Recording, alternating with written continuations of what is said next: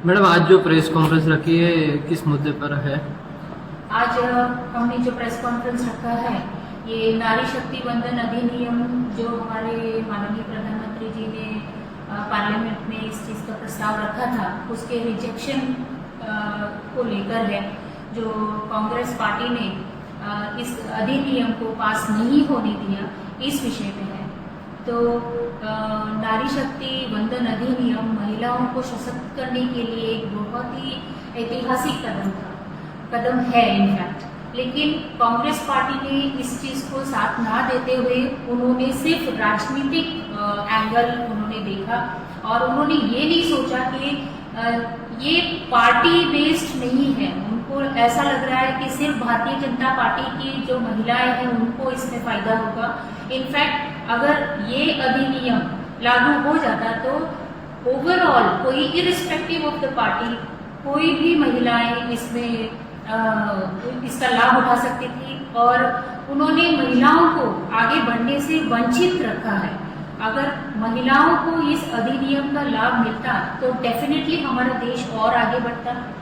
In fact मैं ये कहना चाहूंगी कि जब कांग्रेस की सरकार थी तब से वो लोग यही चीज बोलते आए, महिलाओं को सशक्त करना है, महिलाओं की सशक्तिकरण के बारे में बोल रहे हैं, लेकिन कभी भी उन्होंने इस अधिनियम को लागू नहीं होने दिया।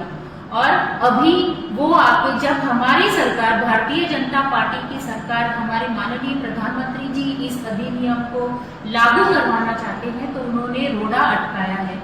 ये बहुत ही निंदनीय हरकत है उनकी। हम लोग इसकी बहुत निंदा करते हैं क्योंकि हमारे देश को आगे बढ़ने में महिलाओं का साथ बहुत जरूरी है और ये उन्होंने नहीं सोचा लेकिन हमारे मोदी जी ने सोचा है।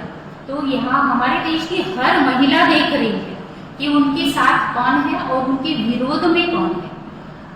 इतिहास में जब इस चीजों की चर्चा होगी तो कांग्रेस पार्टी और उनके अलायंसेस को भी उनका नाम काले अक्षरों में लिखा जाएगा क्योंकि कोई भी समझ सकता है। एक कहावत है कि हम सोए हुए को जगा सकते हैं लेकिन जो सोने का नाटक कर रहे हैं उसको हम नहीं जगा सकते। तो ये कांग्रेस पार्टी और उनकी अलायंस देख नहीं सकती है क्या कि भारत हमारा कितना आगे बढ़ रहा है, कौन से लेवल पे आ गया है। तो महिलाओं का इसमें बहुत बड़ा हाथ है। ऐसा हमारे मोदी जी का मानना है कि महिलाओं को आगे लेकर आएंगे तो हमारा देश आगे बढ़ेगा। तो हम इस चीज के साथ हमेशा ही रहेंगे और हमेशा लड़ते रहेंगे कि महिलाओं का हक उन्हें मिलना चाहिए। ये कोई सिर्फ भारतीय जनता पार्टी का नहीं है। इनफैक्ट अगर ये पास हो जाता तो उनके पार्टी की महिलाओं को भी लाभ होना था, लेकिन उनको डर है कि उनका परिवारवाद जो उनके लिए पॉलिटिक्स जो उनका फैमिली बिजनेस कह सकते हैं, उनको ऐसा डर है कि उनसे का भी कोई महिला आगे अगर आ गई तो वो गांधी परिवार पीछे हो जाएगा। तो शायद से यही डर की वजह से उन्होंने सपोर्ट नहीं किया है। पर एक अच्छे हम बोलेंगे ऑपोजिशन, अगर देश का विकास करना है तो एक अच्छे ऑपोजिशन को हमेशा साथ देना चाहिए। लेकिन उन्होंने हर चीज में पर्सनल बेनिफिट देखा, अपनी पार्टी का बेनिफिट देखा। वो नहीं चाहते हैं कि भारतीय जनता पार्टी को या मोदी जी को क्रेडिट मिले कि उन्होंने महिलाओं को हक दिलाया है। तो ये चीज कांग्रेस पार्टी और उनके अलायंसेस ने किया है और हम कड़े शब्दों में उनकी निंदा करते हैं। मैडम आप इसको किस तरह से देखते हैं? ये नारी शक्ति अधिनियम वंदन अधिनियम जो है ये अपोजिशन ने इसके विरोध में मतदान किया और इसकी वजह से ये बिल पास नहीं हो सका। इसका हमें बहुत दुख है और इसके लिए हमें आक्रोश भी है क्योंकि समाज में करीब 48% महिलाओं का पॉपुलेशन भारत में है और मोदी जी एक अकेले पंतप्रधान हैं जो एकदम फोकस थे कि मैं 33% रिजर्वेशन महिलाओं के लिए पार्लियामेंट में लाऊंगा और इसमें उन्होंने SC/ST का भी वर्टिकल रिजर्वेशन बाकायदा बरकरार रखा था। इसके बावजूद अपोजिशन ने इसको पारित नहीं होने दिया। ये एक बहुत ही दुखद घटना है। अभी कोई सोच रहा था कि 2023 में यदि ये कायदा पास हो गया था तो अभी ये क्या था, अभी क्यों, इसका मतलब क्या है, अभी लाने का क्या जरूरत है। तो देखिए अच्छे से थोड़ा सा इसके बारे में मैं जानकारी देती हूँ कि 2023 में ये पास हुआ था, उसके अंदर कुछ शर्तें और नियम थे कि जब भी डिलिमिटेशन होगा, डिलिमिटेशन का मतलब है कि जैसे साल आगे जाते हैं देश की आबादी बढ़ती है, तो जैसे आबादी बढ़ती है हमारे कॉन्स्टिट्यूशन का नियम क्या है, डेमोक्रेसी का नियम क्या है, 1 सिटीजन 1 वोट 1 वैल्यू, मतलब हर व्यक्ति के वोट की वैल्यू सेम होनी चाहिए। भले मैं 1 लाख टैक्स देता हूँ और अंबानी कई करोड़ देता है, तो भी हमारे दोनों का वोट एक ही है और हमारे दोनों के वोट की वैल्यू भी एक ही है।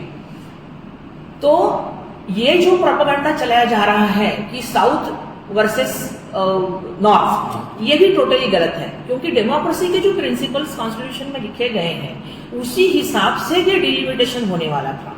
और डिलिमिटेशन तो एक प्रोग्रेस है, एक प्रथा है कि जो समय समय से सेंसस होने के बाद में होती है। इसमें कॉन्स्टिट्यूएंसी के जो आपके बाउंड्रीज है वो अलग अलग प्रकार से सुनिश्चित किए जाते हैं, कभी छोटे होते हैं कभी बड़े होते हैं, उसी हिसाब से लोकसभा के अंदर सीटें बढ़ाई जाती हैं।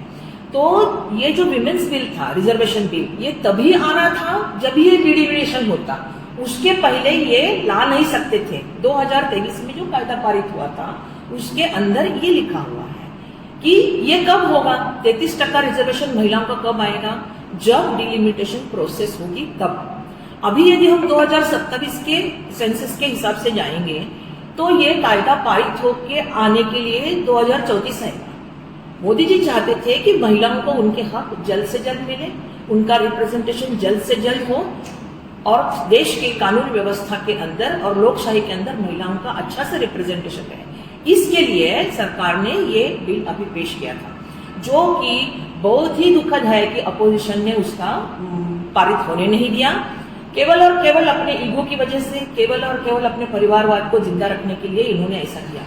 अन्यथा इसके पीछे का कोई कारण दिखाई नहीं देता, क्योंकि संसद में जब अमित शाह जी इस बिल के बारे में चर्चा कर रहे थे तो उन्होंने क्लियर कट कहा था कि यदि साउथ के स्टेट्स को ऐसा लगता है कि आपकी सीटें कम हो रही है तो मैं अभी जाता हूँ, चेंजेस करके लाता हूँ और आपके 50% सीट मिलेगी, आपको 50% बढ़ोतरी मिलेगी, ये मैं लिख के लाता हूँ, दोबारा करके लाता हूँ। फिर क्या आप तैयार हैं 33% रिजर्वेशन महिलाओं को देने के लिए? तो भी इन लोगों ने इसके विरोध में ही वोट किया। इससे उनकी मानसिकता स्पष्ट है कि वो महिलाओं को आगे नहीं आने देना चाहते हैं। तो क्या महिलाएं हमेशा एक निगेटिव पीछे के रोल में रहेंगी, पर्दे के पीछे से ही काम करेंगी? यह असंभव है। भारतीय जनता पार्टी और हमारे आदरणीय मोदी जी इस बिल के लिए एकदम प्रेरित है और हम सभी भी उनके कार्यकर्ता उनके साथ डट के खड़े हुए हैं और जल्द से जल्द पुनः ये बिल प्रसारित होगा और तब पारित भी हो जाएगा, ऐसी हम अपेक्षा करते हैं। और हम हमेशा नरेंद्र मोदी जी के साथ इसी ताकत से खड़े रहेंगे और महिलाओं को उनके हक देने के लिए हर प्रकार से प्रयत्न करेंगे। 17 अप्रैल 2026 पूरे देश वर्ष की महिलाओं के लिए बहुत ही काला दिन है। जो अधिकार जो मिलना चाहिए था महिलाओं के लिए, जो हमेशा से सरकार विपक्ष की सरकार कहे, सारी सरकार कहे, हमेशा महिलाओं के हक अधिकार के लिए बात करते हैं, बट ये कहीं ना कहीं जाके 17 अप्रैल को हमको पता चल गया कि सबकी सोच एक समान नहीं है। जो डिलिमिटेशन के जो कांग्रेस की प्रेस वार्ता में हमने सुना, जो डिलिमिटेशन का अगर बात कर रहे हैं, तो क्यों, मैं पूछना चाहूंगी विपक्षियों से, क्या अगर डिलिमिटेशन होता है और 60 से 70 सीट अगर महिलाओं के लिए रिजर्व की जाती है तो उसमें क्या दिक्कत है?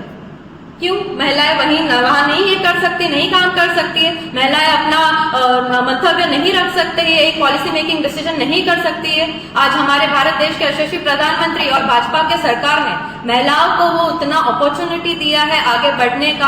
आज पंचायत विस्तार में भी महिलाएं ज्यादा से ज्यादा पैमाने पर यहाँ पर इलेक्टेड है, जो अपना मंतव्य रखती है, जो पॉलिसी मेकिंग डिसीजन में अपना हिस्सा दे रही है। तो हम पूछना चाहेंगे क्या क्यों ये प्रेरित नहीं किया गया? ये हम सभी के लिए, हम महिलाओं के लिए तो बहुत ही आक्रोश है, बिकॉज एक जो अधिकार देने की जो सिर्फ बातें होती थी वो उस दिन प्रूव हो गई कि वो सिर्फ बातों में ही कहीं ना कहीं जाके रह गई है, लागू नहीं की गई।